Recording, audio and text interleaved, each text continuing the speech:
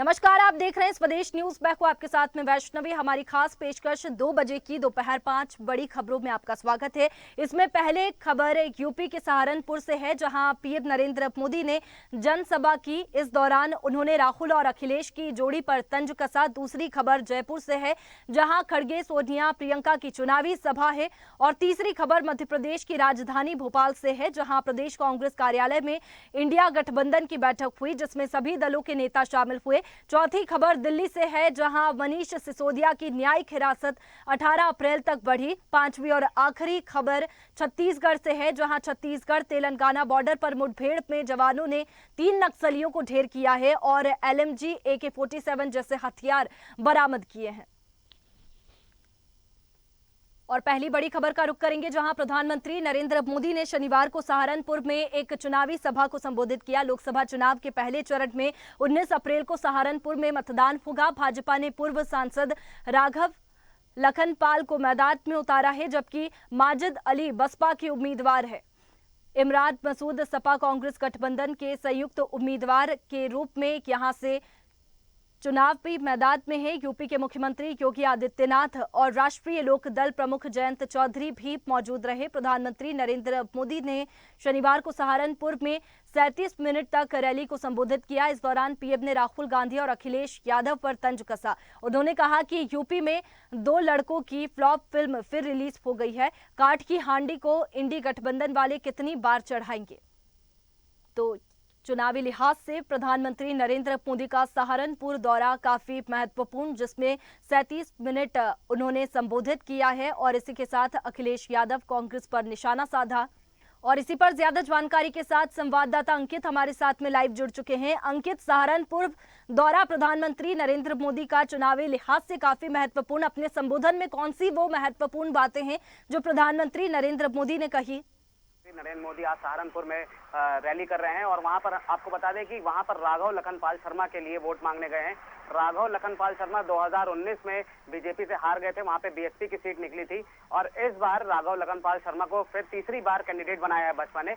और ये जो 2 जोड़ी की बात हमेशा प्रधानमंत्री मन से कहते हैं कि 2 जोड़ी मतलब अखिलेश और राहुल की 2 जोड़ी बात करते हैं। उन्होंने फिर से कहा कि ये जोड़ी उतरी है मैदान में और ये जोड़ी फिर से फ्लॉप होगी और वहीं पे भाजपा फिर से एक बार बड़ी जीत बनाएगी।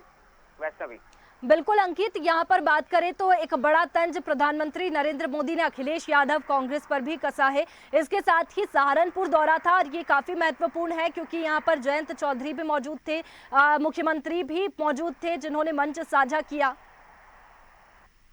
जी बिल्कुल, बता दें सहारनपुर एक महत्वपूर्ण सीट है क्योंकि वहां पर 41% मुसलमान है और यही 41% मुसलमान ने 2019 में बसपा को वोट दिया था और वहां के बसपा के सांसद हो गए थे और राघव लखनपाल शर्मा को 2% के करीब वोटों से हार का सामना करना पड़ा था। लेकिन इस बार बता दें कि जयंत चौधरी के साथ जब इनका अलायंस है तो कहीं ना कहीं ये जो मुसलमान है वो थोड़े कन्वर्ट होंगे और वहां पर जाट की भूमि भी है और राजपूतों की भूमि भी है, तो कहीं ना कहीं बीजेपी के साथ जब आरएलडी का अलायंस है तो कुछ ना कुछ फर्क देखने को मिलेगा। और इसी प्रोग्राम में जब योगी आदित्यनाथ ने मोदी जी का संबोधन किया तो आपने देखने वाला था वहां पर कि कितनी गड़गड़ाहट और कितनी जनता वहां पर खुश थी और पीएम मोदी का स्वागत बहुत ही दिल खोल करके सहारनपुर की जनता ने किया। वैष्णवी बिल्कुल, यहाँ पर किन वर्गों को साधने की कोशिश प्रधानमंत्री नरेंद्र मोदी ने की है, इसके साथ ही जातीय समीकरण, सियासी समीकरण की सीट पर बात करें तो और इसके आसपास की कौन सी सीटें हैं जिन्होंने जिसे प्रधानमंत्री नरेंद्र मोदी ने साधा है? जी आपको बता दें कि यहाँ का जो जातीय समीकरण है, मैं बार बार कह रहा हूँ कि वहाँ पर 41% मुसलमान हैं जो कि राजनीति तय करते हैं, वहाँ पर 54% हिंदू भी हैं और बाकी अन्य जाति लोग वहाँ रहते हैं। यही जो समीकरण है इसी को मोदी वहां पे साधने गए थे। और अगर बात करें कि आसपास की जो सीटें हैं, जैसे अभी गाजियाबाद में शाम को वो रैली करेंगे, तो गाजियाबाद का जो भूमि है वो राजपूतों और ब्राह्मणों की भूमि है। वहां पर जो है अतुल गर्ग को टिकट दिया गया। वहां पे वीके सिंह जो 2019 में सांसद रहे, बीजेपी से टिकट दिया गया था और वो जीते भी। उन्होंने 2024 का चुनाव लड़ने से साफ मना कर दिया था। तो वहां के मौजूदा विधायक को अतुल गर्ग को इस बार वहां पे दिया गया है टिकट। और अब देखना ये होगा कि जो भूमि राजपूतों की और पंडितों की है वहां पर अतुल गर्ग कैसे जीतते हैं, क्योंकि वो एक वैश्य समुदाय से आते हैं। चलिए, शुक्रिया आपका तमाम जानकारी के लिए। और दूसरी बड़ी खबर का रुख करेंगे जहां पिछले 2 लोकसभा चुनावों में मिल रही करारी हार वाली तस्वीर बदलने के लिए कांग्रेस राजधानी जयपुर से जीत का दम भरने की तैयारी कर रही है। विद्याधर मैदान से कांग्रेस के घोषणा पत्र जारी किया गया, जिसके लिए राहुल गांधी को भी आज इस सभा में जयपुर पहुंचना था, लेकिन आखिरी समय पर राहुल गांधी का जयपुर दौरा रद्द हो गया। हालांकि रैली में कांग्रेस के राष्ट्रीय अध्यक्ष मल्लिकार्जुन खड़गे, राज्यसभा सांसद सोनिया गांधी, राहुल गांधी, प्रियंका गांधी वाड्रा सहित कई दिग्गज नेता जयपुर आए, जिन्होंने बीजेपी पर जोरदार निशाना साधा। और इसी पर ज्यादा जानकारी के साथ ब्यूरो हेड वैष्णवी, आज यहाँ विद्याधर नगर जो जयपुर के अंदर है, काफी बड़ा स्टेडियम है। यहाँ पर आज सोनिया गांधी और प्रियंका गांधी और मल्लिकार्जुन खड़गे और डोटासरा का यहाँ पर आना हुआ है। और जब सभा हुई तो इन्होंने गारंटी दी है, कांग्रेस की गारंटी जो कही है, जिसमें अपने प्रियंका गांधी ने बताया है कि आज ये जो गारंटियां हैं युवाओं के लिए। हेलो जी जी, ऐसे में आवाज नहीं आती है। सुमन, आवाज पहुंच रही है आप तक? जी जी जी, जोरदार निशाना यहाँ पर बीजेपी पर किया गया है। और इसके साथ ही बात करें तो कौन सी सीटें हैं जिनको साधने की कोशिश की गई है? घोषणा पत्र भी कांग्रेस ने जारी किया है, उसमें हर वर्ग को साधने की कोशिश की गई है, हर वर्ग पर फोकस रखा गया है। जी वैष्णवी, हर वर्ग को साधने की कोशिश है। प्रियंका गांधी ने आज जो भाषण में बताया है, उन्होंने कहा है कि 1 लाख अपडेट नौकरियां मिलेंगी, सारी खाली पड़ी सीटों को, जो विद्यार्थी जो 30 लाख सरकारी नौकरियां खाली पड़ी इन्हें भी दिया जाएगा। जीएसटी में फायदा दिया जाएगा, जीएसटी में बिल्कुल फ्री छूट दी जाएगी। नारियों के लिए कम से कम 50% आरक्षण दिया जाएगा नारी शक्ति के लिए। इसमें काफी सारी उन्होंने किसानों के लिए भी जो है मुद्दे बताए हैं, जिसको लेकर उन्होंने सीधा निशाना साधा है बीजेपी पर। बिल्कुल सुमन, यहाँ पर घोषणा पत्र की अगर बात करें तो क्या लगता है कि घोषणा पत्र के जरिए जीत का डंका कांग्रेस बजा पाएगी? क्योंकि महिलाओं को भी 1 लाख रुपए देने की बात यहाँ पर कही गई है, इस किसानों को साधने की कोशिश की गई है, लेकिन लोगों की बात करें, जनता की बात करें तो कैसा रिस्पॉन्स यहाँ पर कांग्रेस को मिलता हुआ नजर आ रहा है? जनता का रेस्पॉन्स तो अच्छा ही मिला है, काफी तादाद में लोग आए हैं। और लोगों का कहना यही है कि किसान जो है आज परेशान हो रहे हैं, किसानों को लेकर है। जो दिल्ली में जो सुमन, आवाज पहुंच पा रही है आप तक? जी वैष्णवी, बिल्कुल सुमन, यहाँ पर जो घोषणा पत्र कांग्रेस का जारी हुआ है और उसके बाद में सियासत भी देखने को मिल रही है। भाजपा की ओर से भी कई तरह के आरोप लगाए जा रहे हैं। जो 25 गारंटी कांग्रेस ने दी है, उसको लेकर के भाजपा भी तंज कसती हुई नजर आ रही है। जी वैष्णवी,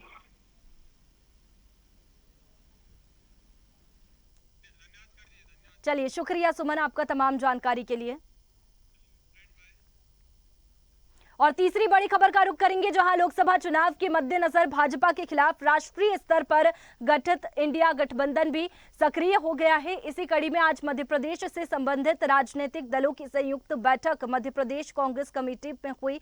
जीतू पटवारी कांग्रेस के प्रदेश मुख्यालय में ये बैठक आयोजित की गई। बैठक में इंडिया गठबंधन से संबंधित पार्टियां समाजवादी पार्टी, आम आदमी पार्टी, भारतीय कम्युनिस्ट पार्टी, मार्क्सवादी कम्युनिस्ट पार्टी और एनसीपी दलों के प्रमुख नेता शामिल हुए। बैठक के बाद पीसीसी चीफ जीतू पटवारी ने कहा, जिस तरह राष्ट्रीय स्तर पर इंडिया गठबंधन बना वो आम जन के अधिकारों की रक्षा के लिए है।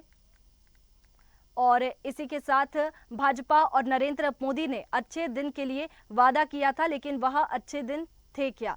इंडिया गठबंधन की बैठक के बाद आप पार्टी की प्रदेश अध्यक्ष रानी अग्रवाल ने कहा कि हम सभी लोग मिलकर के एक साथ बीजेपी को हराने का काम करेंगे। बीजेपी आम आदमी पार्टी से डरी हुई है, इसलिए अरविंद केजरीवाल को भी बेबुनियाद तरीके से जेल पहुंचा दिया है। इधर समाजवादी पार्टी से खजुराहो से प्रत्याशी रही मीरा यादव के बारे में सपा ने भाजपा पर आरोप लगाए। बैठक में आगामी लोकसभा चुनावों में भाजपा को एमपी में हराने की रणनीति पर चर्चा की गई और आने वाले दिनों में एक और बैठक होने की जानकारी दी गई है। तो इंडी गठबंधन की बैठक मध्य प्रदेश में हुई और यहां पर रणनीति बनाई गई, भाजपा के खिलाफ रणनीति बनाई गई और इंडी गठबंधन की जीत के लिए रणनीति बनाई गई। और इसी पर ज्यादा जानकारी के साथ अनिरुद्ध हमारे साथ में लाइव जुड़ चुके हैं। अनिरुद्ध, मध्य प्रदेश में इंडी गठबंधन की पहली बैठक हुई जिसमें क्या कुछ रणनीति बनाई गई है? देखिए, आज मध्य प्रदेश में इंडिया गठबंधन के जो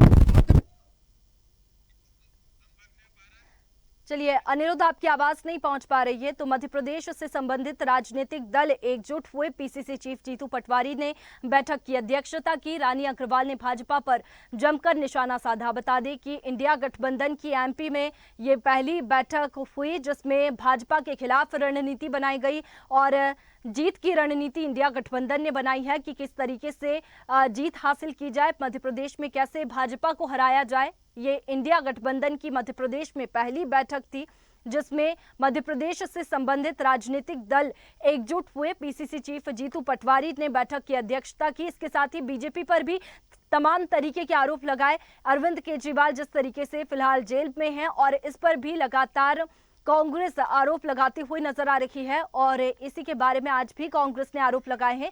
और इसी पर एक बार फिर से अनिरुद्ध हमारे साथ में लाइव जुड़ चुके हैं। अनिरुद्ध, मध्य प्रदेश में पहली बैठक इंडिया गठबंधन की हुई, ऐसे में क्या कुछ रणनीति बनाई गई? देखिए, इंडिया गठबंधन की आज मध्य प्रदेश में बैठक थी और ये बैठक में इंडिया गठबंधन के जो मध्य प्रदेश यूनिट के सदस्य हैं उनके प्रदेश अध्यक्ष हैं और मध्य प्रदेश कांग्रेस के जो प्रदेश अध्यक्ष हैं वो शामिल रहे और इसमें आगामी लोकसभा चुनाव में 29 सीटों पे मध्य प्रदेश में भारतीय जनता पार्टी को कैसे शिकस्त दी जाए इस पर खास चर्चा की गई। और मध्य प्रदेश कांग्रेस कमेटी के कार्यालय पीसीसी में ये बैठक बुलाई गई थी। बैठक लगभग 2 घंटे चली जिसकी अगुवाई जीतू पटवारी ने की जो मध्य प्रदेश कांग्रेस के अध्यक्ष हैं। इसमें आम आदमी की पार्टी की तरफ से रानी अग्रवाल, समाजवादी पार्टी की तरफ से डॉक्टर मनोज यादव, इसके अलावा भी शिवसेना, उद्धव ठाकरे ग्रुप, राष्ट्रवादी कांग्रेस पार्टी, शरद यादव गुट, सीपीआई, सीपीआईएम, ऐसे तमाम तरह के 15 से ज़्यादा छोटे दलों के नेता मौजूद थे जो कि इंडिया गठबंधन में शामिल हैं। और ये पहली बैठक थी इस तरह की यहाँ पे और ये बैठक आज ठीक उसी समय आयोजित की गई जिस वक्त की भारतीय जनता पार्टी मध्य प्रदेश में पूरे देश भर की तरह अपना स्थापना दिवस मनाने जा रही है। और बैठक में लोकसभा चुनाव की क्या तैयारी रहेगी, गठबंधन के लोग कैसा ही काम करेंगे। और कल ही गठबंधन को एक तगड़ा झटका खजुराहो में लगाया जब वहां की प्रत्याशी मीरा यादव का नामांकन साइन न करने की वजह से डीएम ने निरस्त कर दिया। बैठक में उसको लेकर भी चर्चा हुई। आम आदमी पार्टी ने अपनी रणनीति पर चर्चा की और केजरीवाल की गिरफ्तारी का मामला भी आज बैठक में उठा। तो कुल मिलाकर देखा जाए तो इंडिया गठबंधन के मध्य प्रदेश के जो दल हैं, मध्य प्रदेश की जो इकाई है, वो सारे दल लगभग 15 से ज़्यादा दल इस बैठक में शामिल हुए और इसमें यह भी घोषणा की गई कि आने वाली बैठक अगले कुछ दिनों में होगी। उसमें मध्य प्रदेश के प्रथम चरण में जो 19 अप्रैल को वोटिंग होगी उसको लेकर रणनीति बनाई जाएगी। तो कुल मिलाकर देखा जाए तो इंडिया गठबंधन मध्य प्रदेश में भी सक्रिय हो गया है और मध्य प्रदेश के चुनाव में इसका कितना असर पड़ेगा ये तो आने वाले वक्त में ही पता पड़ पाएगा। बिल्कुल, इंडिया गठबंधन की बात करें तो जीत की रणनीति तो उन्होंने बनाई और किस तरीके से भाजपा को हराया जाए ये रणनीति भी बनाई, लेकिन भाजपा पर कई तरीके के आरोप लगाए हैं। अभी आपने बात करी मीरा यादव की जो कि खजुराहो से प्रत्याशी है लेकिन उनका टिकट जो है वो काट दिया गया है। और बात करें तो इसमें भी सियासत देखने को मिल रही है क्योंकि भाजपा पर कांग्रेस और इंडिया गठबंधन आरोप लगाती हुई नजर आ रही है और यहाँ पर 29 सीटों में से एक सीट सपा को दी गई है जिसमें भी मीरा यादव का जो है वो टिकट कटा है। देखिए, जहाँ तक खजुराहो संसदीय सीट की बात करें तो वीडी शर्मा जो प्रदेश अध्यक्ष भारतीय जनता पार्टी की तरफ से वहाँ चुनाव लड़ रहे हैं उनको वॉक ओवर मिल गया है। अब कुछ हो नहीं सकता। हालांकि समाजवादी पार्टी न्यायालय में जाने की बात कर रही है। आज जो पीसीसी में इंडिया गठबंधन की बैठक हुई उसमें प्रमुख मुद्दा मीरा यादव का ही रहा कि किस तरह गठबंधन के लोगों ने आरोप लगाया कि किस तरह भारतीय जनता पार्टी ने षड्यंत्र करके मीरा यादव को रेस से बाहर कर दिया। वहाँ कोई मुकाबला नहीं है। दूसरा कैंडिडेट कौन रहेगा या वहाँ से निर्दलीय लड़ेगा, इस पर भी बैठक पर चर्चा हुई। और कानूनी पहलू पे कांग्रेस पार्टी भारतीय जनता पार्टी के खिलाफ इस पूरे मामले को दिल्ली में सुप्रीम कोर्ट में चैलेंज करने की तैयारी कर रही है। और इसके साथ ही आम आदमी पार्टी ने भी अपने पूरी रणनीति मध्य प्रदेश की बताई। रानी अग्रवाल खुद सिंगरौली से बैठक में शामिल होने के लिए भोपाल आई थी। तो अगले कुछ दिनों में हो सकता है कि मध्य प्रदेश में जो प्रथम चरण का चुनाव 19 अप्रैल को होना है, उसके पहले इंडिया गठबंधन जो मध्य प्रदेश के दल हैं उनकी बैठक 19 अप्रैल के पहले आयोजित की जा सकती है। चलिए, शुक्रिया अनिरुद्ध आपका तमाम जानकारी के लिए। और चौथी बड़ी खबर का रुख करेंगे, जहां दिल्ली के पूर्व डिप्टी सीएम और आप नेता मनीष सिसोदिया को राहत नहीं मिली है। जहां सिसोदिया की न्यायिक हिरासत 12 दिन तक बढ़ गई है। दिल्ली की राउस एवेन्यू कोर्ट ने उन्हें 18 अप्रैल तक न्यायिक हिरासत में ही रहने का फैसला सुनाया है। दरअसल शराब नीति केस को लेकर तिहाड़ जेल में बंद सिसोदिया की हिरासत आज खत्म हो रही थी। इसे लेकर ही उन्हें कोर्ट में पेश किया गया था। इससे पहले मनीष सिसोदिया की तिहाड़ जेल से लिखी चिट्ठी कल सामने आई थी। इसमें उन्होंने अपने विधानसभा क्षेत्र के लोगों से कहा था कि जल्द ही बाहर मिलेंगे। इसके अलावा 2 अप्रैल को उनकी जमानत याचिका पर सुनवाई हुई थी। तब सिसोदिया ने कोर्ट से कहा था, मुझे जेल में रखने का कोई फायदा नहीं है। दिल्ली शराब नीति से जुड़े मनी लॉन्ड्रिंग मामले में मेरे खिलाफ जांच पहले ही पूरी हो चुकी है। मेरी तरफ से जांच में बाधा डालने या सबूत मिटाने की कोई संभावना नहीं है। और इसी पर ज्यादा जानकारी के साथ राहुल झा हमारे साथ फोन लाइन पर जुड़ गए हैं। राहुल, शराब नीति केस में एक नया मोड़ सामने आया जब एक चिट्ठी सामने आई। किस तरीके से इस चिट्ठी को देखा जा रहा है जो न्यायिक हिरासत बढ़ा दी गई है?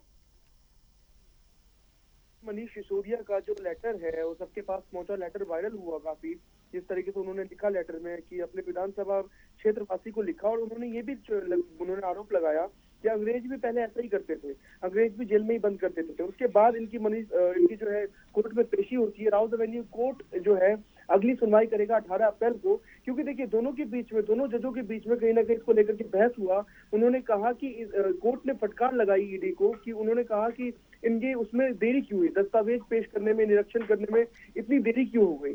तो उसके बाद जो है अगली सुनवाई 18 अप्रैल को कोर्ट में होनी है। लेकिन इनका लेटर बहुत ज्यादा वायरल हो रहा है। एक लेटर जो है कहीं ना कहीं ये सहानुभूति प्राप्त करने की कोशिश किया जा रहा है आम आदमी पार्टी के नेताओं को लेकर के। आम आदमी पार्टी के जितने भी पदाधिकारी हैं वो कहीं ना कहीं इस लेटर को वायरल करके कहीं ना कहीं वहाँ क्या सहानुभूति लेने की कोशिश कर रहे हैं।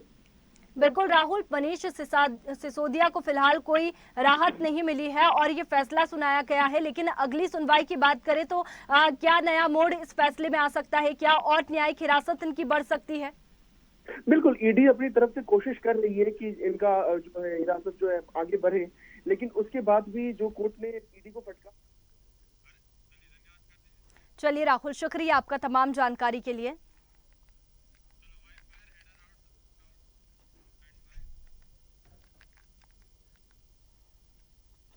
और पांचवी बड़ी खबर का रुख करेंगे, जहां छत्तीसगढ़ तेलंगाना की सीमा पर शनिवार को पुलिस और नक्सलियों के बीच मुठभेड़ हुई है। उसूर थाना क्षेत्र में दोनों तरफ से हुई गोलीबारी में 3 नक्सली ढेर हो गए हैं। छत्तीसगढ़ की बीजापुर पुलिस और ग्राउंड की टीम ने संयुक्त ऑपरेशन लॉन्च किया। बता दें कि जवानों ने इस दौरान AK-47 LMG जैसे हथियार भी बरामद कर लिए हैं। दरअसल पुलिस को सूचना मिली थी कि तेलंगाना और छत्तीसगढ़ के बॉर्डर में बीजापुर जिले के पुजारी कांकेर के कर्रीगुट्टा के जंगल में नक्सलियों की चहलकदमी देखी गई है, जिसके बाद जवान नक्सलियों को घेरने के लिए छत्तीसगढ़ पुलिस और तेलंगाना की ग्राउंड फोर्स ने संयुक्त ऑपरेशन लॉन्च किया। और इसी पर ज्यादा जानकारी के साथ संवाददाता मनीष फोन लाइन पर जुड़ गए हैं। मनीष, नक्सलियों के खिलाफ एक विशेष अभियान चलाया जा रहा है और एक बड़ी सफलता यहां पर मिली है। शिवांगी जी, आपको मैं बता देना चाहूंगा कि बीजापुर थाना के उसूर क्षेत्र में तेलंगाना और छत्तीसगढ़ के सीमा पर गोटीगुड़ा के जंगल में मुठभेड़ हुआ, जिसमें 3 माओवादी ढेर हुए और इनके पास से AK-47 LMG जैसे हथियार बरामद किए गए। बिल्कुल मनीष, यहाँ पर बात करें तो सख्त पुलिस भी नजर आ रही है, क्योंकि जिस तरीके से विधानसभा चुनाव की बात करें तो नक्सलियों के हमले देखने को मिले थे और लगातार छत्तीसगढ़ में तो नक्सलियों के हमले देखने को मिलते हैं। तो लोकसभा चुनाव भी नजदीक है और ऐसे में पुलिस भी सख्त नजर आ रही है। आपको बता देना चाहूंगा कि छत्तीसगढ़ पुलिस और तेलंगाना की ग्रे हाउस के द्वारा एक एंटी नक्सल ऑपरेशन चलाया गया था, जिसमें 3 माओवादी शहीद हुए, जिसमें कि 25 लाख का एक इनामी माओवादी है, सागर CRC कमांडर है। बिल्कुल मनीष, जिस तरीके से ये अभियान तो चलाया जा रहा है लेकिन खुद भी नक्सली आत्मसमर्पण करते हुए नजर आ रहे हैं, ऐसी कोई खबर सामने आई है? जी, आपको बता देना चाहूंगा कि लगातार इन क्षेत्रों में नक्सली आत्मसमर्पण कर रहे हैं। कल सुकमा में भी 8 लाख का एक नक्सली ने आत्मसमर्पण किया। इसी तारमतार में, बीजापुर और सुकमा में, दंतेवाड़ा में लगभग सभी जगह नक्सली आत्मसमर्पण कर रहे हैं। चलिए, शुक्रिया आपका तमाम जानकारी के लिए। फिलहाल बुलेटिन में इतना ही। तमाम खबरों के लिए आप बने रहिए स्वदेश न्यूज के साथ, सबसे पहले देश।